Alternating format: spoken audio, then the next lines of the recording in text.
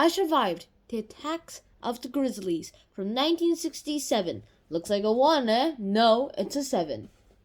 Let's get this started with right now. Grizzlies! Grizzly, grizzly, grizzly, grizzly. The Grizzlies. That's a word that I should start using more often in my vocabulary. To be honest, I want to say woo that vocabulary. But the thing is, I can't. Because vocabulary is important. Yeah, I have to censor my words nowadays for fun. Number 1, I survived the attacks of the Grizzlies 1967 is about a girl named Melody Vega and her family who come to the Glacier National Park every year, and it's always been a place for tradition and where she can forget her troubles. But this year, where the book is written, during the year when the book is written, is less important, is like a little different. More than enough that her mom's gone, and every moment in the park is just a very bad reminder of what she's coming face to face with. Mel comes face to face with this mighty grizzly eventually, and now her only thought is to survive.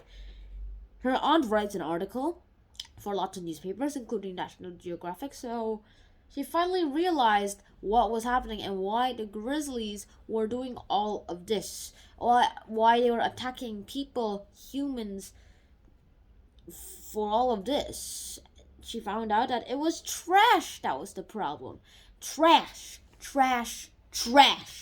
If you Google it up, if there was Google on this watch, then we could probably Google it, but there is not, so unfortunately we can't do it right now. But if you could Google it up, then you would probably find out that Grizzlies, after being fed for so long by humans, Grizzlies decided that they were not scared of humans anymore, that they could attack them, that they could take their food, and that humans were a threat to their food. You gave us food, eh? No, that's not your food, that's our food. Every one of your scrap food. Your chicken nuggets, your french fries, your fish, everything you hunt, everything you eat, everything you produce, it's actually ours.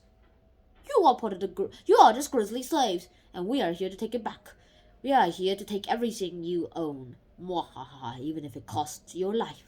And that's the thing with all of this. The thing is, I kind of think that Grizzlies seems to be going on for a while now. But the thing is, Grizzlies have never killed a human in Glacier before until that year, 1967. Turns out these Grizzlies, after being fed so long, decided that they weren't scared of them anymore. Turns out some people needed to find a way to destroy the trash, and the incinerator that they were given broke down after a few weeks of giving it. So for years and years and years and years of dumping trash for the Grizzlies to eat, well, finally they realized that that was what happened. And then when there was an article written about it, lots of people came in. The manager of the whole park was banished, and there was a new manager. And also, finally, the Grizzlies were stopped being fed. You are not allowed to feed the wildlife. And now, finally, not feeding the wildlife is a very important goal. Okay, let me show you something. Grizzlies. Okay, here's a photo of a grizzly being fed before 1967. Grizzlies were fed way much more. The wildlife was fed for so long, ever since before 1967. But then after 1967, after these attacks happened, and finally known how and why they're attacking people, it seems so that we should stop feeding these guys. We have to put them back to their diet of hunger and hunting, not laziness. So I hope you guys enjoyed today's episode, and I hope to see you guys in the next episode too. What would I do if I was in a grizzly attack, you ask? Well, personally, I would just do some of the things that this book tells me to do, drop dead and all that kind of stuff, and creepily just roll back, unless there's something that it wants to eat behind you. Or go find a porcupine and lead the grizzly to it. Turns out grizzlies are scared of porcupines, and that's something.